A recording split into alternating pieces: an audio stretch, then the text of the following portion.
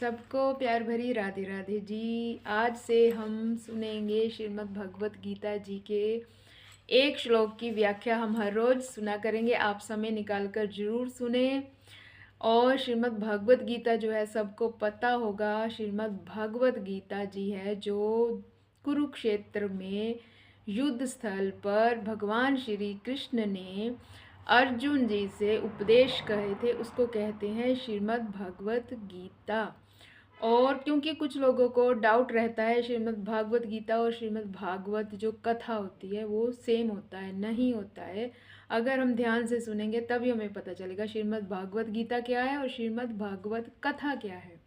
श्रीमद् भागवत कथा है भगवान की लीलाएं, जो 7 दिन का सप्ताह करवाते हैं ना सभी, उसको कहते हैं श्रीमद् भागवत कथा। और श्रीमद् भागवत गीता जी हैं जो श्लोक अर्जुन जी से हमारे भगवान कृष्ण ने कहे थे और अपना विराट रूप जो है भगवान श्री कृष्ण ने अर्जुन जी को दर्शन करवाए थे, उसको कहते हैं श्रीमद् भागवत गीता जी। हम गीता जी के श्लोक शुरू से व्याख्या सुनेंगे और हम अपने खुद पर आचरण करने की कोशिश करेंगे। आप सभी भी जरूर समय निकाल कर सुने। जैसे कि हम बीमार हो ना, हमें कोई प्रॉब्लम हो, बीमारी हो, तो हम क्या किसी के भी कहने पर दवाई खा लेंगे? नहीं खाएंगे ना।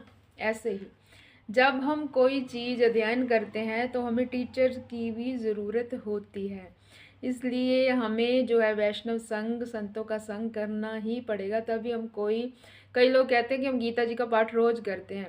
अगर उनसे पूछो आप एकादशी करते हैं या फिर आप हरि नाम करते हैं, भगवान का नाम लेते हैं, तो वो नहीं करते हैं, पर वो कहते हैं हम गीता जी का अध्याय हम रोज पाठ करते हैं।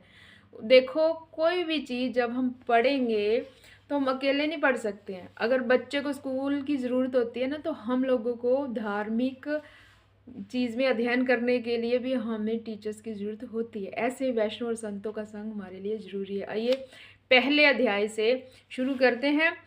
धर्म क्षेत्रे कुरुक्षेत्रे संवेतायुयुत्सवः। धर्म क्षेत्रे कुरुक्षेत्रे संवेतायुयुत्सवः। मामकाः पांडवैश्चैव किं कुर्वत संजय। ये पहला श्लोक है श्रीमद् भगवत गीता जी का। धृतराष्ट्र ने कहा, हे संजय, धर्म भूमि कुरुक्षेत्र में युद्ध की इच्छा से एकत्र हुए मेरे तथा पांडु के पुत्रों ने क्या किया। भगवत गीता एक बहुपठित आस्तिक विज्ञान है जो गीता महात्म्य में सार रूप में दिया हुआ है। इसमें यह उल्लेख है कि मनुष्यों को चाहिए कि वे श्री कृष्ण के भक्त की सहजता से सवीक्षण करते हुए भगवत गीता का अध्ययन करें। ये देखिए, इसमें भी यही लिखा है।